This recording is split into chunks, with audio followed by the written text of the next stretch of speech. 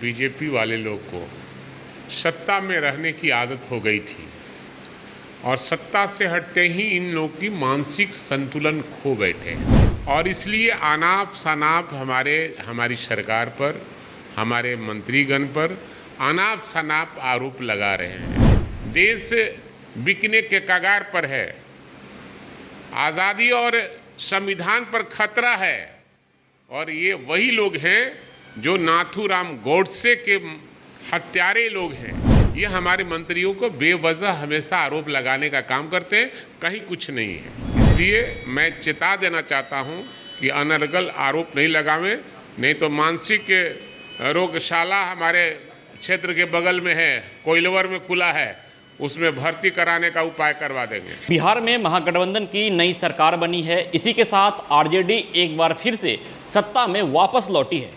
वहीं सत्ता पर काबिज बीजेपी विपक्ष में बैठने का काम कर रही है और जब से बिहार में इस तरह का राजनीतिक परिदृश्य बदला है, उस वक्त से बिहार के पूर्व डिप्टी सीएम सुशील कुमार मोदी लगातार महागठबंधन के तमाम नेताओं के चरित्र का खंडन कर रहे हैं। हमारे साथ हैं अभी आरजेडी के विधायक सह प्रवक्ता भाई वीरेंद्र जी, किस रूप में देखते हैं सुशील कुमार मोदी के इस कार्रवाई को? देखिए, सबसे बड़ी चीज़ है कि बीजेपी वाले लोग को सत्ता में रहने की आदत हो गई थी और सत्ता से हटते ही इन लोग की मानसिक संतुलन खो बैठे हैं लोग और इसलिए अनाप शनाप हमारी सरकार पर, हमारे मंत्रीगण पर अनाप शनाप आरोप लगा रहे हैं। देश में क्या स्थिति हो रही है, महंगाई चरम सीमा पर है, बेरोजगारों को रोजगार नहीं मिल पा रहा है,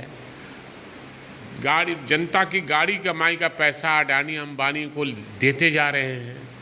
हम लोन लेते हैं, अगर लोन टाइम पर नहीं देते हैं तो आदमी केस से जूझता है, केस करता है और फिर हमारा कुर्की जब्ती किया जाता है और उन लोगों को केवल अरबों रुपया कर्ज दिया गया और आज एक भी पैसा नहीं वसूला गया। तो कहीं न कहीं ये बीजेपी का देश के साथ गद्दारी है और ये वही लोग हैं जो आरोप दूसरे पर लगा रहे थे। जब गांधी जी के नेतृत्व में देश की आज़ादी लड़ी जा रही थी 1942 में, यहीं से भारत अंग्रेजों छोड़ो का आंदोलन शुरू हुआ था मोतिहारी से, यही बिहार की धरती है। और हमने पहले कहा था आप लोग के माध्यम से, देश के समाजवादियों को सबको एक मंच पर आने की ज़रूरत है। देश बिकने के कगार पर है, आज़ादी और संविधान पर खतरा है और ये वही लोग हैं जो नाथूराम गोडसे के हत्यारे लोग हैं और जो नाथूराम गोडसे के हत्यारे यही जनसंघी लोग हैं, बीजेपी के लोग और आरएसएस के लोग, जिसने आज़ादी की लड़ाई में अंग्रेज़ों का साथ दिया था और मुखबिरी काम करके और हमारे कई लोगों को फांसी के तख्ते पर चढ़ाने का काम किया था। ये वही लोग हैं।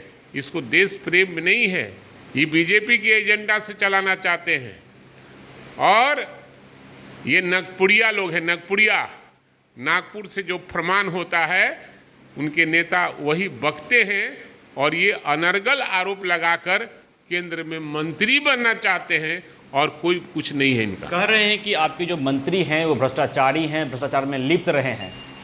पहले जाकर अपने जहाँ इनकी सरकार है, चाहे वो जोगी जी के मंत्रालय में हो या केंद्र में जो लोग हैं, पहले उनके बारे में हिस्ट्री देखें, क्या है उनका हिस्ट्री।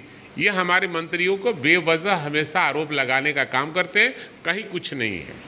पिछले काफ़ी समय से सुशील कुमार मोदी बिहार की राजनीति से दूर थे और जब आरजेडी एक बार फिर से सत्ता में लौटी है, एनडीए की सरकार यहाँ पर बर्खास्त हो गई है, तो सुशील कुमार मोदी को फिर से बिहार की राजनीति में सक्रिय होना कहीं ना कहीं इस रूप में देखते हैं कि जो नीतीश कुमार, लालू प्रसाद यादव और सुशील कुमार मोदी की एक जोड़ी रही है, तो जो पुराना किस्सा है, कहानी है, मसला है, उसको उजागर करने की नीति रही हो?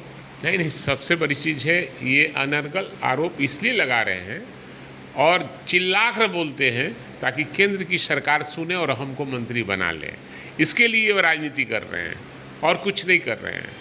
कल तक बहुत अच्छा राज चल रहा था बिहार में, ऑल इज वेल था और सुशासन था और आज अगर आरजेडी के साथ सरकार नीतीश कुमार ने बनाया है और बीजेपी को सफाया करने का संकल्प लिया है, तो आज ये सरकार खराब हो गई, इनके मंत्रिमंडल के लोग खराब हो गए। इसलिए मैं चेता देना चाहता हूं कि अनर्गल आरोप नहीं लगावें, नहीं तो मानसिक रोगशाला हमारे क्षेत्र के बगल में है, कोइलवर में खुला है, उसमें भर्ती कराने का उपाय करवा देंगे। जी, तो हमारे साथ थे भाई वीरेंद्र, आरजेडी के विधायक सह प्रवक्ता, जिन्होंने साफ तौर पे कहा है कि बीजेपी जो भी आरोप लगा रही है, सुशील कुमार मोदी जो भी खंडन कर रहे हैं, उनके मंत्रियों को भ्रष्टाचारी कह रहे हैं, वो अनर्गल आरोप है। इस तरह का आरोप वो ना लगाएं, उनकी विचारधारा कहीं ना कहीं संघ से मिलती है, ऐसा उन्होंने बातों ही बातों में कहा है। खबरों का सिलसिला यूं ही चलता रहेगा। मैं विश्वजीत आनंद, फर्स्ट बिहार, पटना।